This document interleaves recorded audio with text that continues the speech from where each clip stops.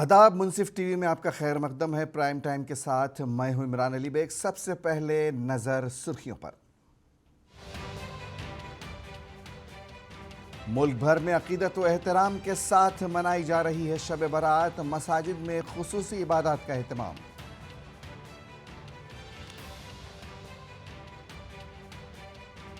बांग्लादेश में ताकतवर धमाका, 15 अफराद हलाक, 100 से ज्यादा जख्मी।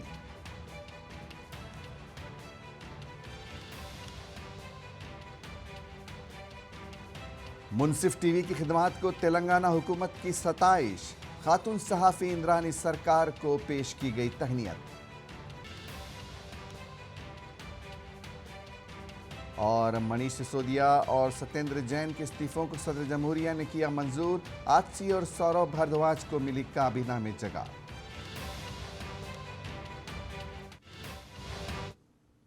और अब खबरें तफसील के साथ। मुल्क भर में आज शब बारात का इंतहाई अक़ीदत व एहतराम के साथ एहतमाम किया जा रहा है। शब बारात के सिलसिले में मसाजिद में खुसूसी इबादत की जा रही हैं, जबकि मुल्क के कई शहरों में दरगाहों और कब्रिस्तान में लोग ज़ियारत के लिए भी जा रहे हैं। दूसरी जानिब मुल्क के बाज़ मकामात पर आज होली मनाई गई, जबकि कल भी होली का एहतमाम किया जा रहा है। इस सिलसिले में सिक्योरिटी के वसी तर इंतज़ामात किए गए हैं।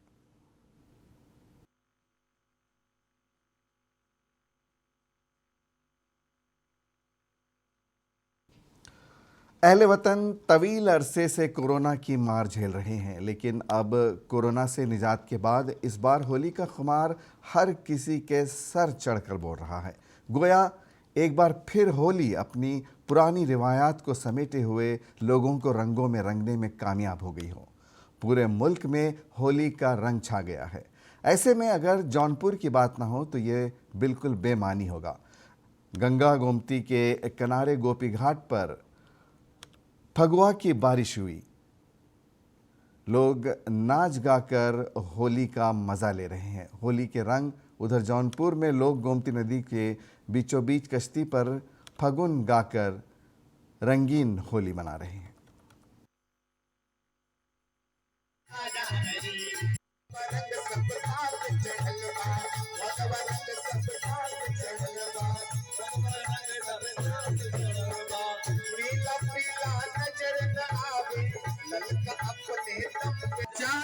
चाह रही अब चाह नहीं है, चाहे जैसे बाजा बजाओ हमें परवाह नहीं है।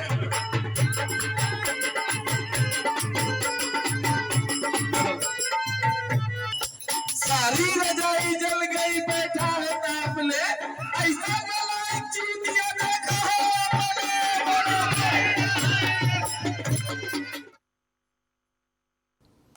होली और शब बारात के पेश नज़र बदायूं के एसएसपी डॉक्टर ओपी सिंह ने पुलिस फोर्स के साथ शहर की अहम सड़कों, चौराहों और मेन बाज़ारों मुख्तलिफ और मकामात पर गश्त किया। ज़िले के तमाम थानों की हदूद में आइंदा त्यौहार की बहिफाजत तकमील के लिए चौकस रहने की हिदायत दी गई। के सभी छोटे बड़े कस्बे और शहर में सभी को निर्देशानुसार फ्लैग मार्च के लिए बताया गया है और रात्रि से होलिका दहन भी स्टार्ट हो जाएगा। शब बारात के कार्यक्रम भी शुरू हो जाएंगे।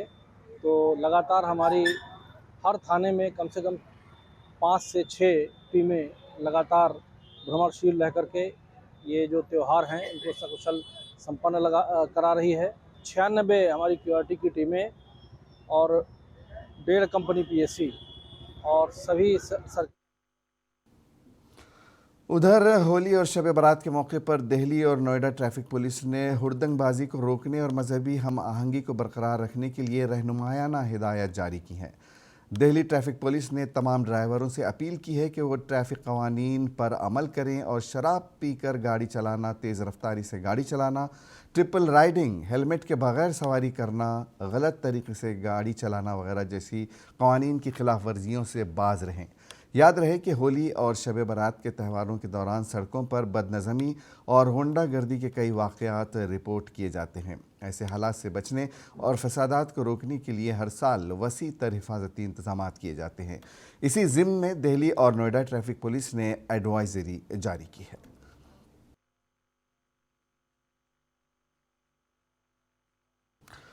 आरएसएस के सरबराह मोहन भागवत ने कहा है कि बरतानवी राज से पहले हिंदुस्तान के 70% लोग तालीम याफ्ता थे। उन्होंने अंग्रेज़ों पर तालीमी निज़ाम को बर्बाद करने का भी इल्ज़ाम लगाया।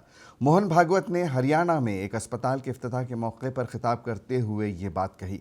उन्होंने कहा कि बरतानवी राज से पहले हमारे मुल्क की 70% आबादी तालीम याफ्ता थी और बेरोज़गार नहीं थी, जबकि इंग्लैंड में सिर्फ 17% लोग ही तालीम याफ्ता थे। बरतानवियों ने अपनी तालीमी मॉडल को यहाँ नाफिज किया और हमारे मॉडल को अपने मुल्क में नाफिज किया। इसलिए इंग्लिस्तान में 70% लोग तालीम याफ्ता हो गए हैं, जबकि हिंदुस्तान में उसकी आबादी का सिर्फ 17% तालीम याफ्ता रह गया है। मोहन भागवत ने यह भी दावा किया कि बरतानवी राज से कबल हिंदुस्तान में ज़ात पात और रंग व नस्ल की बुनियाद पर कोई तासुब नहीं था, क्योंकि हिंदुस्तान का तालीमी निज़ाम लोगों को ख़ुद पर इन्हिसार करने के लिए बनाया गया था। मोहन भागवत ने इस बयान के बाद इंडिया के सोशल मीडिया पर मुग़ल, आरएसएस और भागवत यानी 3 हैशटैग के तहत इस मामले पर बात हो रही है। कुछ लोग इस बयान से ये अक्स करने की कोशिश कर रहे हैं कि मोहन भागवत ने मुग़ल दौर की तारीफ़ की, क्योंकि बरतानवी राज से कबल इंडिया में मुग़लों की हुकूमत थी और इससे कबल मुख्तलिफ़ मुस्लिम सल्तनतें थीं। दूसरी जानिब कुछ लोग इस बयान को सरीहन गलत बयानी करार दे रहे हैं और उन पर लोगों को गुमराह करने का इल्ज़ाम लगा रहे हैं। बांग्लादेश के दारुल हुकूमत ढाका में 7 मंजिला इमारत में ज़ोरदार धमाका हुआ है। इस धमाके में 15 से ज़ायद अफराद हलाक हुए हैं और 100 से ज़ायद अफराद ज़ख्मी बताए जाते हैं। फायर ब्रिगेड अमले ने मौके पर पहुंचकर इमदादी कार्रवाइयाँ अंजाम दी। पुलिस ने बताया कि ज़ख्मियों को ढाका मेडिकल कॉलेज अस्पताल मुंतकिल कर दिया गया है, जिनमें से कई ज़ख्मियों का आईसीयू में इलाज जारी है। पुलिस का कहना है कि धमाके से इमारत की 2 मंजिलें मुकम्मल तौर पर तबाह हो गईं। ये भी इंकशाफ हुआ है कि इमारत के सामने वाली बस मुकम्मल तौर पर जल गई है। इमारत के नीचे बहुत से लोग अब भी दबे हुए हैं, जिसकी वजह से हलाकतों में इजाफे का खदशा जाहिर किया जा रहा है।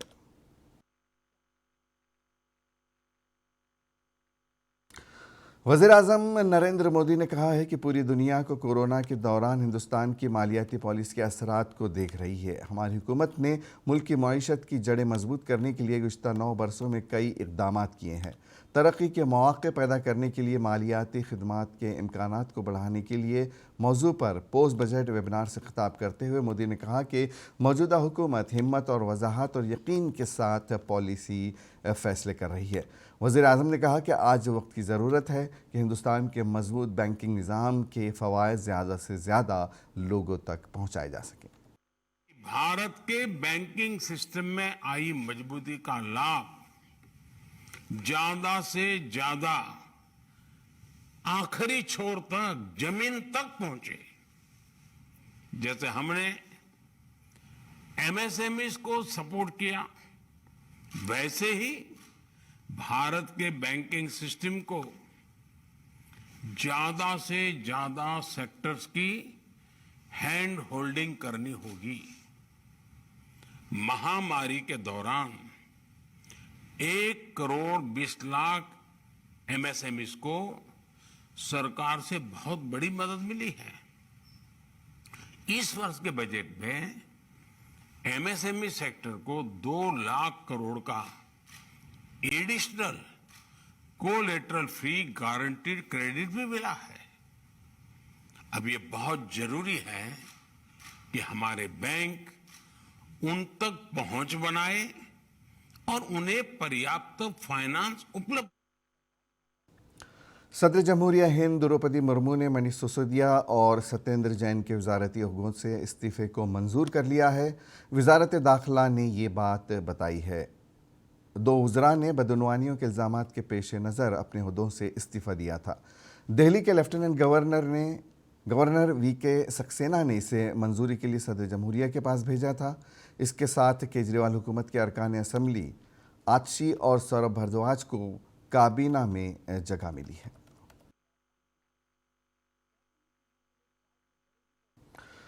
सच्चाई, हिम्मत, लगन और इस्तिकामत को पजीराई ज़रूर मिलती है। अपने इन्हीं उसूलों पर कायम और गामज़न मुनसिफ टीवी की कारकर्दगी को आज तेलंगाना हुकूमत के ज़रिए सराहा गया और अवार्ड से सरफराज किया गया। आलमी यौम ख़वातीन के पेश नज़र हैदराबाद में महकमे इत्तलाआत व ताल्लुकात आम्मा के ज़ेर एहतमाम मुनक़्क़दा एक खुसूसी तक़रीब में हमारी नुमाइंदा सीनियर सहाफ़ी इंद्रानी सरकार को अवार्ड से नवाजा गया। इस तक़रीब में शोबे सहाफ़त में काम करने वाली ख़वातीन सहाफ़ियों को तहनीत पेश की गई। तक़रीब में तेलंगाना के वज़रा KTR, Sabitha Indra Reddy, Satyavathi Rathod, chief secretary Shanti Kumar व दीगर मौजूद थे।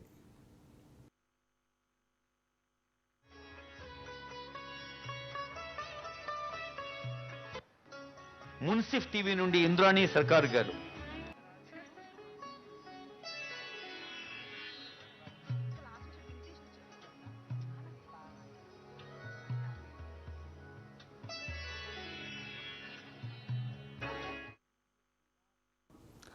मरकज़ी वज़ारत दिफ़ा ने आज सरकारी मिल्कियत वाली हिंदुस्तान एरोनॉटिक्स लिमिटेड और लॉर्सन एंड टूब्रो के साथ बिलतरतीब 70 हिंदुस्तान टोबोटेरेज 40 HT बुनियादी तरबियती हवाई जहाज़ और 3 कैडेट तरबियती जहाज़ों के लिए 2 अलग अलग मुआहदों पर दस्तखत किए हैं, जिसकी मजमूई लागत 9,900 करोड़ रुपए बताई जा रही है।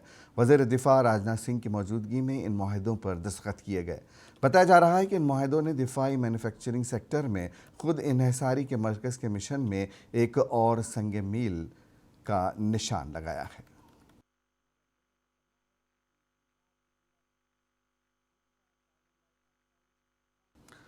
नागालैंड के सियासी रहनुमा नेफियो रियो ने आज 5वीं मरतबा रियासत के वज़ीर आला के ओहदे का हलफ लिया। नागालैंड के गवर्नर ने उन्हें हलफ दिलाया। हलफ बर्दारी तकरीब में वज़ीर आज़म नरेंद्र मोदी, मरकज़ी वज़ीर दाखिला अमित शाह, BJP सदर JP नड्डा और आसाम के वज़ीर आला हिमांशु बसु और दीगर ने शिरकत की। रियो अपने nationalist democratic progressive party NDPP और उसकी इत्तेहादी भारतीय जनता पार्टी के लिए वाज़ेह जीत के बाद रियासत में बग़ैर किसी अपोजिशन के एक ऑल पार्टी हुकूमत की क़यादत करेंगे। हालिया नागालैंड इंतखाबात के दौरान 60 रुकनी असम्बली में NDPP BJP इत्तेहाद ने कुल 37 सीटें जीती हैं।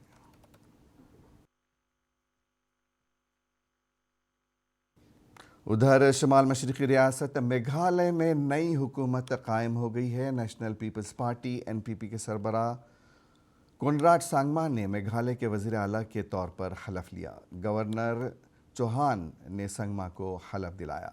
हलफ बर्दारी की तकरीब में वज़ीर आज़म मोदी और मरकज़ी वज़ीर दाखिला अमित शाह ने शिरकत की। सांगमा ने लगातार दूसरी बार वज़ीर आला का ओहदा संभाला है। मेघालय में सबसे बड़ी पार्टी बनने वाली नेशनल पीपल्स पार्टी ने United Democratic Party BJP, Hill State People's Democratic Party और आज़ाद उम्मीदवारों के साथ मिलकर NPP का इत्तेहाद बनाया। इस इत्तेहाद को मेघालय डेमोक्रेटिक अलायंस 2 का नाम दिया गया है।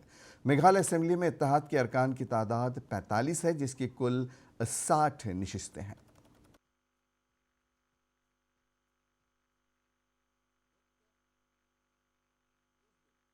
यहाँ पर लेते हैं एक छोटा सा ब्रेक के बाद खबरों का सिलसिला जारी रहेगा।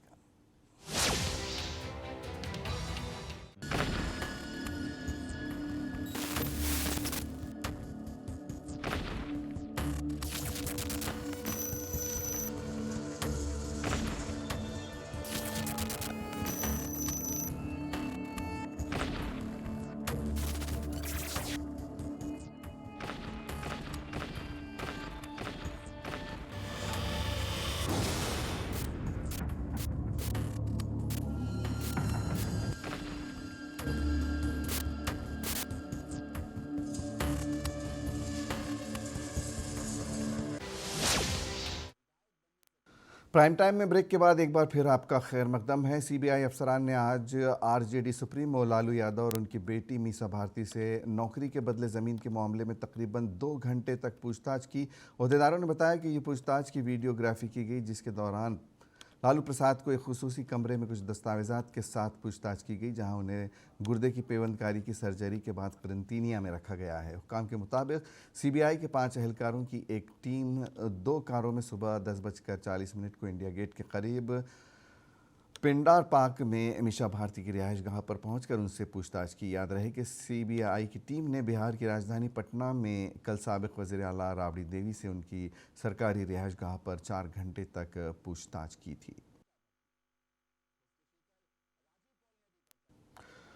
लालू प्रसाद यादव को अपना गुर्दा अतिया देने वाली उनकी बेटी रोहिणी आचार्य ने सीबीआई पर जमकर तनकीद की है। उन्होंने राष्ट्रीय जनता दल आरजेडी के सरपरस्त और उनके बीमार वालिद लालू प्रसाद यादव पर मुसलसल हरासा करने का इल्ज़ाम लगाया है। रोहिणी आचार्य ने खबरदार किया कि अगर उन्हें कुछ हुआ तो वो किसी को नहीं बख्शेंगी। उन्होंने मज़ीद ट्वीट किया कि ये सब याद रखा जाएगा क्योंकि वक्त बहुत ताकतवर है।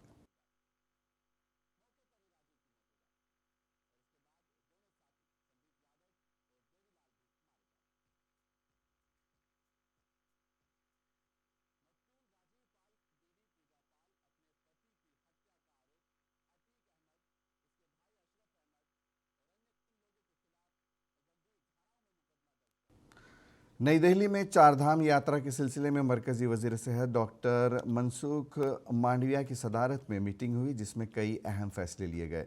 मीटिंग में नए इंतजाम के तहत चारधाम यात्रा के लिए 3 लेयर हेल्थ केयर इंफ्रास्ट्रक्चर तैयार किया जाएगा। मरकजी हुकूमत चारधाम के लिए निकलने वाले यात्रियों के लिए सेहत की मदद और हंगामी इंतजामात का एक मंसूबा निज़ाम बनाना चाहती है, जिसके पेश नज़र मरकजी वजीर सेहत डॉक्टर मनसुख मांडविया ने ये इजलास मुनक़िद किया।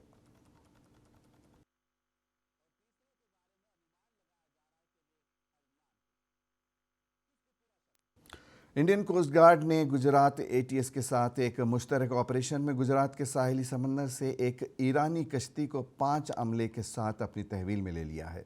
इस कश्ती में 61 किलोग्राम मंशियात थी, जिसकी मालियत 425 करोड़ रुपए बताई जा रही है, जिसको जब्त कर लिया गया है। साथ ही साथ 5 ईरानियों को गिरफ्तार भी कर लिया गया है। गुज़िश्ता 18 महीनों में कोस्ट गार्ड और एटीएस ने मुश्तरका कार्रवाई करते हुए अब तक 407 किलो मंशियात जब्त की हैं, जिनकी मार्केट वैल्यू 2355 करोड़ रुपए बताई जाती है।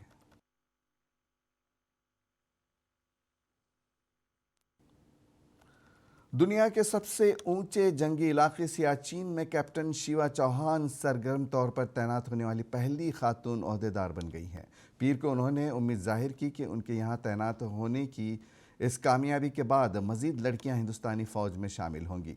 फायर एंड फ्यूरी सेपर्स के कैप्टन शिवा चौहान दुनिया की सबसे ऊंचे जंगी इलाके सियाचिन में मुश्किल तरबियत मुकम्मल करने के बाद कुमार पोस्ट में ऑपरेशनल तौर से तैनात होने वाली पहली खातून ओहदेदार बन गई हैं। उन्होंने कहा कि आजकल नौकरी के सभी सेक्टर्स में खातून ओहदेदारों को मुनासिब मौके दिए जाते हैं और वो अपने मर्द हम मनसब के बराबर यकसां तौर पर काम कर रही हैं। मीडिया से बात करते हुए कैप्टन शिवा ने कहा कि सियाचिन में सबसे पहले आना वाकई एक बेहतरीन तजुर्बा और बेहतरीन मौका है। इसके अलावा मुझे लगता है कि अब से मज़ीद ख़वातीन अफसरान इस शोबे में खिदमात अंजाम देने के लिए यहाँ आएंगी।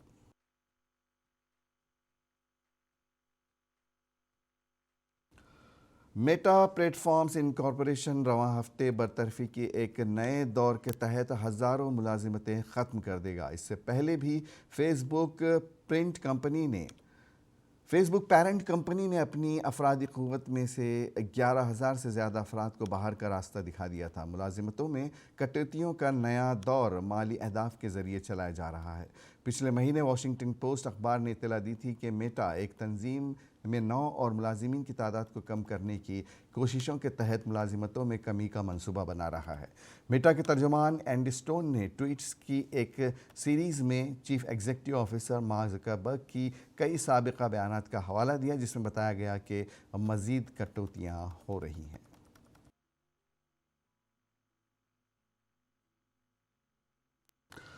सऊदी अरब ने तुर्की में भयानक ज़लज़ले के बाद दुनिया में सबसे ज़्यादा फ़राख दिली का मुजाहरा किया।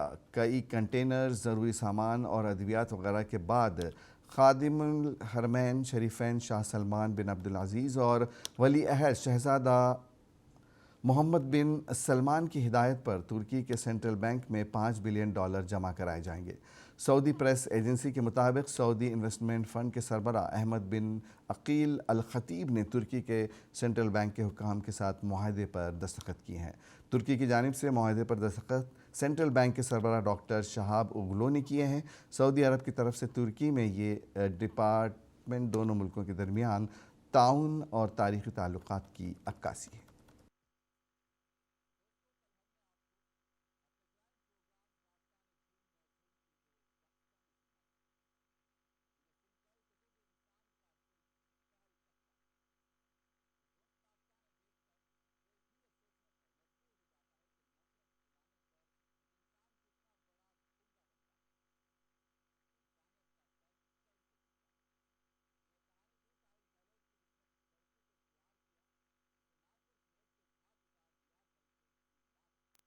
और आखिर में एक नज़र सुर्खियों पर। मुल्क भर में अकीदत व एहतराम के साथ मनाई जा रही है शब बरात, मसाजिद में खुसूसी इबादत का एहतमाम।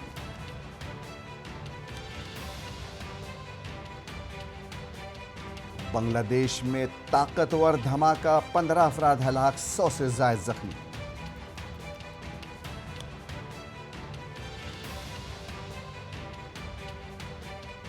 मुंसिफ टीवी की खिदमात को तेलंगाना हुकूमत की सताइश, खातून सहाफ़ी इंद्रानी सरकार को पेश की गई तहनीत।